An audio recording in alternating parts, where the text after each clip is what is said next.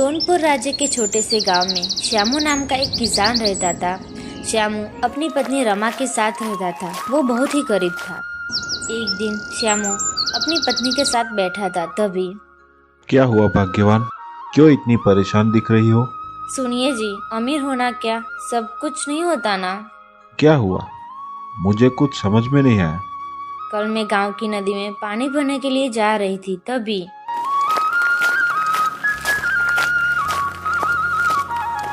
नदी में पानी का स्तर बहुत नीचे था, जिस वजह से सीढ़ियाँ उतरकर नीचे जाना पड़ता था। रमा पानी भरने के लिए नदी पर खड़ी थी, तभी वहाँ पर और 2-3 औरतें आ जाती है और कहती है, अरे ओ गरीब, तू फिर आ गई पानी लेने, गलती से भी अंदर मत जाना। हाँ वही रुक जा, पहले हमें पानी भरने दे। हाँ वही रुक जा, खबरदार जो एक कदम भी आगे बढ़ाया है तो। रमा कुछ नहीं बोलती तो उन औरतों को और गुस्सा आता है। अरे अब तो सीढ़ियों से नीचे उतर ही गई है तो तू हमारे घड़े को भी पानी से भरकर हमें बाहर ला कर देगी। क्यों? मैं क्यों दूँ? मैं ऐसा नहीं करूँगी।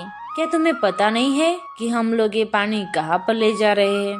अगर उन्हें पता चल गया तो तेरा और तेरे पति का क्या होगा?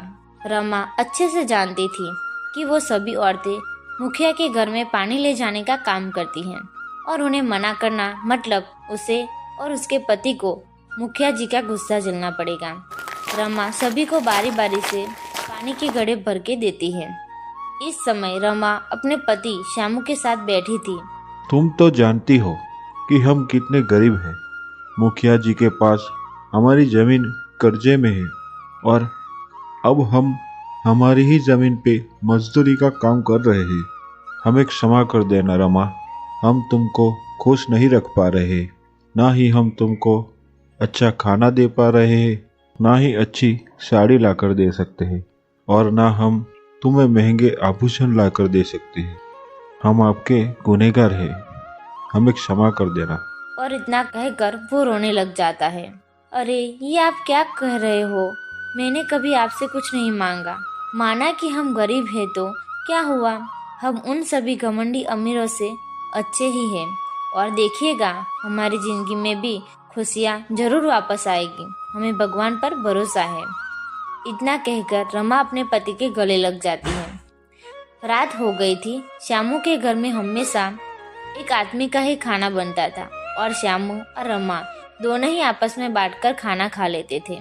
श्यामू और रमा खाने के लिए बैठने ही वाले थे, तभी बाहर से आवाज आती है, भिक्षाम देही, भिक्षाम देही।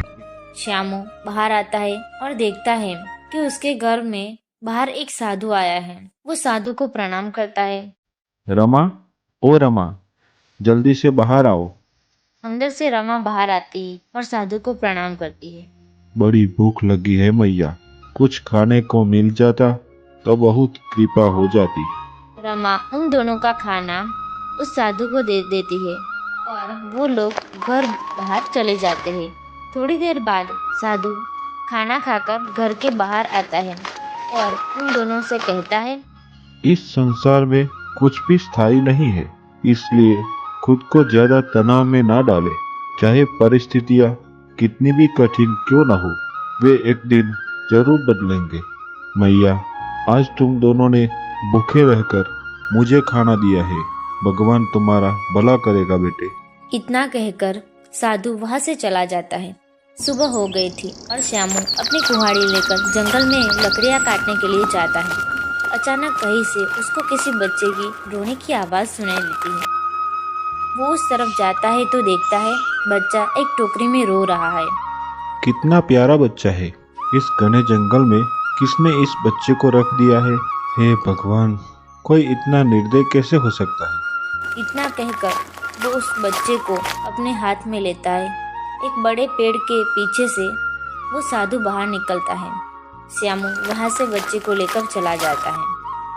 अगर भगवान तुमसे इंतजार करवा रहे हैं तो इसका मतलब है कि वह तुम्हें तुम्हारी उम्मीद से भी ज्यादा देने वाले हैं।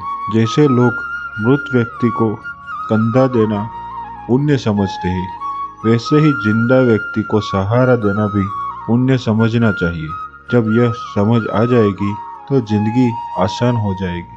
जिंदगी के बारे में इतना मत सोचो, जिसने तुम्हें जिंदगी दी है उसने भी तो कुछ सोचा होगा। श्यामू अपने घर पहुंच जाता है और अपनी पत्नी को वो बच्चा दिखाता है। अरे किसका बच्चा लेकर आए हो तुम? अरे भाग्यवान, ये तो कोई इसे जंगल में छोड़कर चला गया था। मैंने इसे देखा तो मैं लेकर चला आया। कितना प्यारा बच्चा है। सुनिए जी, हम लोग इसको अपने पास ही रख लेते हैं। नहीं, हम इसे हमारे पास नहीं रख सकते। पर क्यों? क्योंकि तुम तो जानती हो कि हमारी स्थिति कैसी है और इस बच्चे को हम नहीं पाल सकते। मैं कुछ नहीं जानती, ये बच्चा कहीं नहीं जाएगा। श्यामू अपनी पत्नी को खुश देखकर और कुछ नहीं कहता।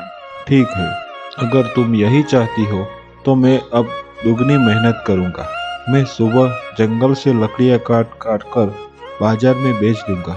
बाजार से वापस आकर मैं खेतों में दिहाड़ी का काम करने चला जाऊंगा। ठीक है, हम इसका नाम क्या रखेंगे? दिव्य कैसा रहेगा? ठीक है, आज से इसका नाम दिव्य। गुजरते दिनों में वो दिव्य अब 22 साल का हो गया था। श्यामू और रमा को भी पता चल चुका था कि वो लड़का कुछ असाधारण था।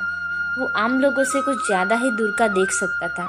समय के साथ उसकी यह शक्ति भी तीव्र हो गई थी। एक दिन वो दिव्य घर में घाट पर सो रहा था। तभी रमा कहती है, दिव्य उठ जा बेटे, तेरे पिताजी आते ही होंगे। अगर उन्होंने तुम्हें सोते देखा तो बहुत डांटेंगे। दिव्य अपनी आंखें बंद करता है और देखता है कि उसके पापा जंगल में लकड़ियां काट रहे होते हैं। नहीं माँ, वो अभी लकड़ियां काट रहे हैं। रमा और श्यामू ने दिव्य को कभी किसी चीज की कमी नहीं होने दी थी। एक दिन, सुनिए जी, कल राशन लाना पड़ेगा। अभी हमारे पास जितना था उसी से मैंने बना के दिव्य को खिला दिया है। कल? ठीक है, मैं देखता हूँ। अब तो पहले जैसी मजदूरी भी नहीं मिली। खेत में मालिक ने कहा है कि कल से तुम काम पर नहीं आओगे। अब तो हम अपने खेत में ही मजदूरी करेंगे, जो खेत मुखिया के पास है। खाट पर पड़ा दिव्य यह बात सुन लेता है और वो उठ जाता है। पिताजी, कल मैं भी खेत में आपके साथ चलूंगा। नहीं बेटा, तुम वहाँ पर क्या करोगे? नहीं, मुझे भी मेहनत करनी है और आप मुझे कभी खेत में नहीं लेकर गए। ठीक है, तू भी चले जाना अपने पिता के साथ।